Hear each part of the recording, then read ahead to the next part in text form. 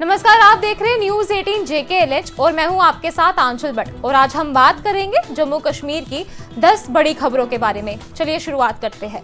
जम्मू कश्मीर के उपराज्यपाल मनोज सिन्हा ने आज श्री अमरनाथ श्री श्राइन बोर्ड द्वारा संचालित डिजास्टर मैनेजमेंट और यात्री निवास परिसर बालटाल एक्सेस का स्थल निरीक्षण किया। उन्होंने यात्रा मार्ग पर सुरक्षा सुविधा और आपदा प्रबंधन से जुड़ी तैयारियों का जायजा लिया और संबंधित अधिकारियों को आवश्यक दिशा निर्देश भी दिए। इसी दौरान उपराज्यपाल मनोज सिन्हा बाबा बर्फानी के दरबार में पहुंचे। उन्होंने वहां बाबा भोलेनाथ की पूजा अर्चना भी की। सुरक्षा की दृष्टि से भी हमारे जम्मू कश्मीर पुलिस सेना CRPF बाकी हमारे CAPF के सभी अधिकारियों ने बड़ी चाक चौबंद व्यवस्था की है। इसलिए मुझे लगता है कि किसी को कुछ भी सोचने की जरूरत नहीं है। पूरी तरह से हमें बाबा का आशीर्वाद लें।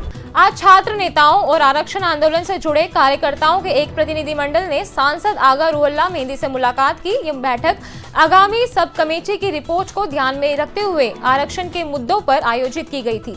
बैठक के बाद प्रतिनिधिमंडल ने मीडिया से बात करते हुए कहा कि बैठक सकारात्मक माहौल से संपन्न हुई और उन्होंने अपनी सभी मांगे सांसद के समक्ष रखी। छात्रों ने उम्मीद जताई कि आने वाली रिपोर्ट में उनकी सभी मांगों को शामिल किया जाएगा और सरकार इस दिशा में ठोस कदम उठाएगी। देखिए, आज हम यहाँ पे सभी जितने भी ओपन मेरिट के हम मतलब एस्पिरेंट्स है, यूथ है, पिछले 1 साल से इसके लिए इस पॉलिसी के खिलाफ लड़ रहे हैं।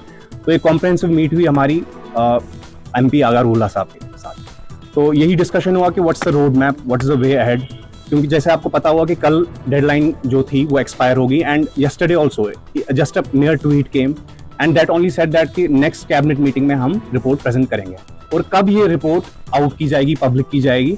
And number 2 thing, will justice be done to general category population? The number 2 thing concerns the justice part, कि क्या वाकई में उस रिपोर्ट में मेंशन है कि जो चीजें जनरल कैटेगरी जो हमारी डिमांड्स रही हैं from past 1 year, is justice being done with that aspect? So we hope and we request the government to call the cabinet meeting immediately and make the report public. उसके बाद we will see the report. If that has done the justice to every aspirant, to every community, fine. If not, then we will fight it. No matter what it will take, we will fight it tooth and nail, क्योंकि this is the matter of our future. छात्र प्रतिनिधियों ने ये भी कहा कि उन्हें भरोसा है कि सांसद उनकी बात को उच्च स्तर पर उठाएंगे और आरक्षण से जुड़े मुद्दों पर जल्द फैसला होगा। जब हम लास्ट टाइम SKICC में कैबिनेट कमेटी से मिले थे तो we will not back an inch from it. जो हमारी डिमांड्स है, just proportion share for open merit जो है, अनरिजर्व्ड जो है उनके लिए, और जो हमारे पास रूल्स इरेडिकेशन ऑफ रूल 17 है, और जो SRO 49 पोस्ट 2018 था PG सीट्स के लिए,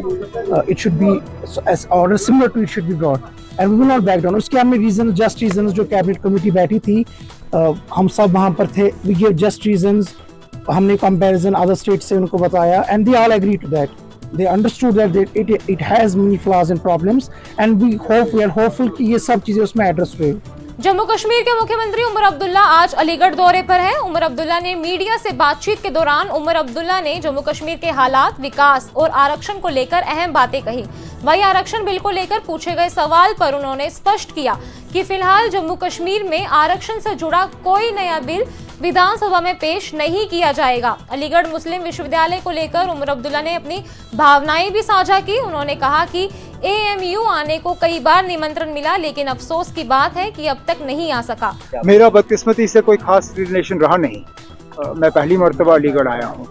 इस बात के बावजूद कि मुझे अलीगढ़ यूनिवर्सिटी आने के लिए कई बार जो है इन्विटेशनें आई, लेकिन किसी न किसी वजूहात की बुनियाद पर मैं आ नहीं सका। जितनी डेवलपमेंट हो कम है, क्योंकि वहाँ पे जिस तरह का जंग हम लड़ रहे हैं, जिस तरह हालात को बिगाड़ने के लिए हमारा पड़ोसी मुल्क जो है तमाम कोशिशें कर रहा है, हमें इसमें कामयाबी हासिल करनी होगी कि सबसे ज़्यादा तरक्की और डेवलपमेंट जो है वो जम्मू कश्मीर में है। फिलहाल तो दुनिया का सबसे ऊंचा रेलवे ब्रिज है, इसी तरह बना रहे, यही हमारी कोशिश होनी चाहिए।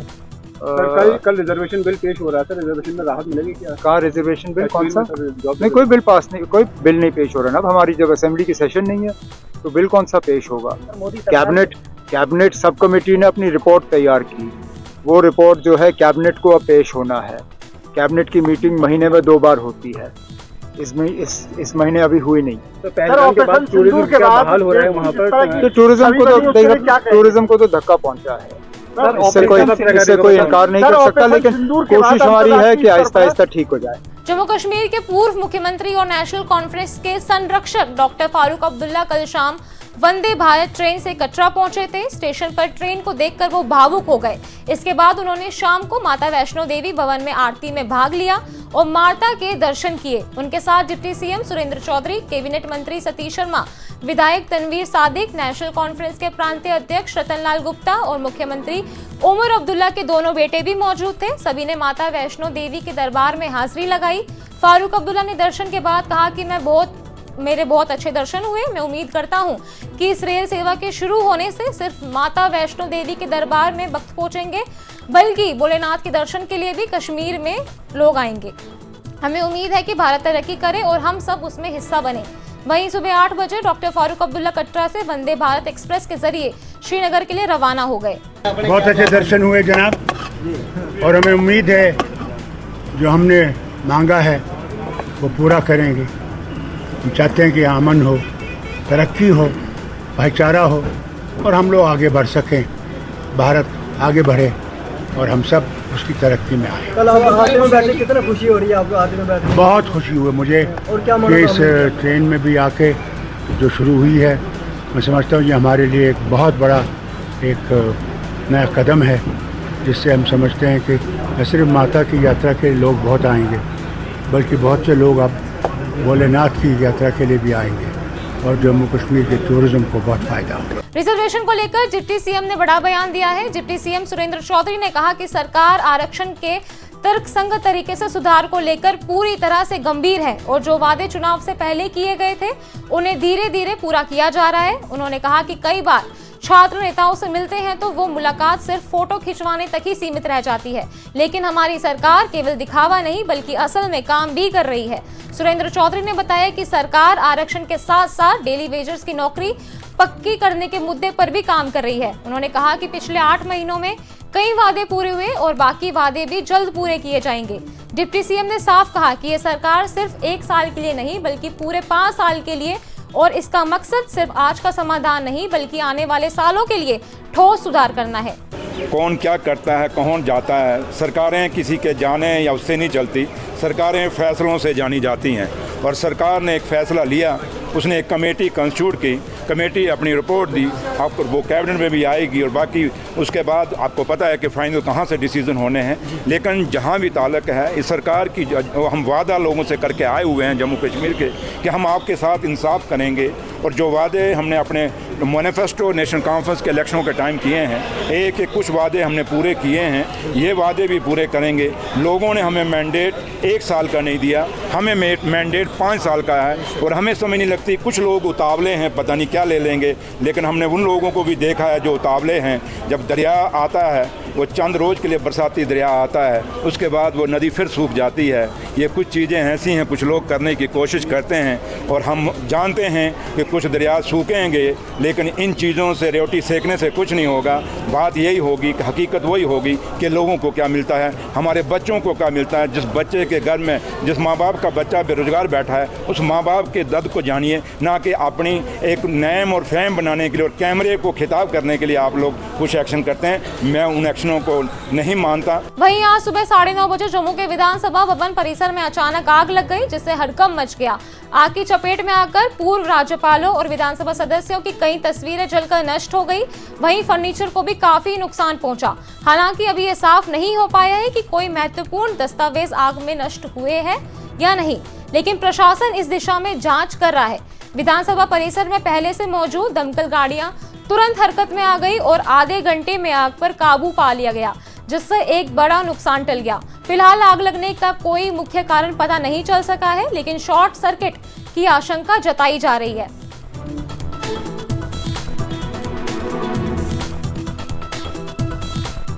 जम्मू कश्मीर के शोपियां जिले में चोरी के 2 आरोपियों को कोर्ट ने एक अनोखी सजा सुनाई है, जो अब चर्चा का विषय बना हुआ है। कोर्ट ने दोनों आरोपियों को 2 दिन तक जिला अस्पताल में सफाई करने के निर्देश दिए हैं। ये फैसला जहां सोशल मीडिया पर सराहा जा रहा है, वहीं स्थानीय प्रशासन और स्थानीय लोगों ने भी इसका स्वागत किया है। जानकारी के अनुसार ये मामला 31 जुलाई 2024 का है, जब दोनों आरोपियों के खिलाफ 5,000 रुपए की चोरी को लेकर एफआईआर दर्ज की गई। जांच के बाद जब मामला कोर्ट में पहुंचा तो मजिस्ट्रेट ने सजा या जुर्माने के बजाय सामाजिक सुधार को प्राथमिकता देते हुए ये निर्देश दिया कि आरोपी 2 दिन तक जिला अस्पताल शोपियां में सफाई कार्य करेगा। जम्मू कश्मीर के सांबा जिले के नड क्षेत्र में आज सुबह सुरक्षा बलों ने एक बड़ा सर्च ऑपरेशन की शुरुआत की।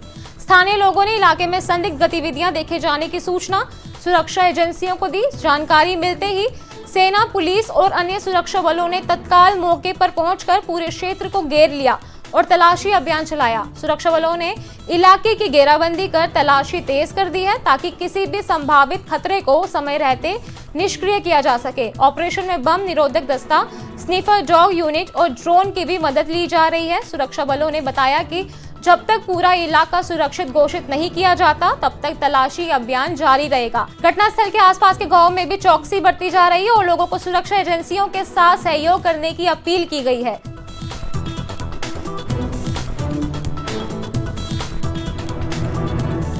ज्येष्ठ पूर्णिमा के पावन अवसर पर आज विश्व हिंदू परिषद की ओर से अमरनाथ जी की प्रथम पूजा का आयोजन किया गया। जिस प्रकार पवित्र अमरनाथ गुफा में प्रथम पूजा विधिवत होती है, उसी परंपरा और श्रद्धा के साथ आज जम्मू के तवी रिवर फ्रंट पर यह पूजा संपन्न कराई गई। विशेष मंत्रोच्चार, वैदिक विधियों और भव्य आरती के साथ बाबा बर्फानी की आराधना की गई। इस आयोजन के माध्यम से श्रद्धालुओं को अमरनाथ यात्रा की आध्यात्मिक शुरुआत का अनुभव कराया गया। विश्व हिंदू परिषद के पदाधिकारियों ने बताया कि ये पूजा पूरे देश में अमरनाथ यात्रा को लेकर उत्साह और श्रद्धा का संचार करती है। ओम अपवित्राः पवित्रो वा सर्वावस्थां गतो विवाह स्मरेत पुंडरीकाक्षं सभाभ्यंतरः श्री पुंडरीकाक्षाय पुनांदुः। शरीर को अंतर ध्यान करते हुए और भगवान शिव का जो एक विचार है, शिव ही शून्य है, शिव ही सर्वत्र है। राजा रघुवंशी मर्डर केस में एक बड़ा खुलासा हुआ है। पत्नी सोनम रघुवंशी की प्रेगनेंसी रिपोर्ट निगेटिव आई है, यानी सोनम गर्भवती नहीं है। गिरफ्तारी के बाद यह सबसे बड़ा सवाल बना हुआ था कि अब पुलिस को मिली पुष्टि से ही केस को नया मोड़ मिल गया है। सोनम पर पति की हत्या की साजिश रचने का आरोप है। मेघालय पुलिस ने इस केस को एक कोड नेम दिया है, ऑपरेशन हनीमून। पुलिस का दावा है कि सोनम ने अपने प्रेमी राज के साथ मिलकर हत्या की प्लानिंग की थी। राज ने कॉन्ट्रैक्ट किलर्स को हायर किया जो शिलोंग में पहले से मौजूद थे।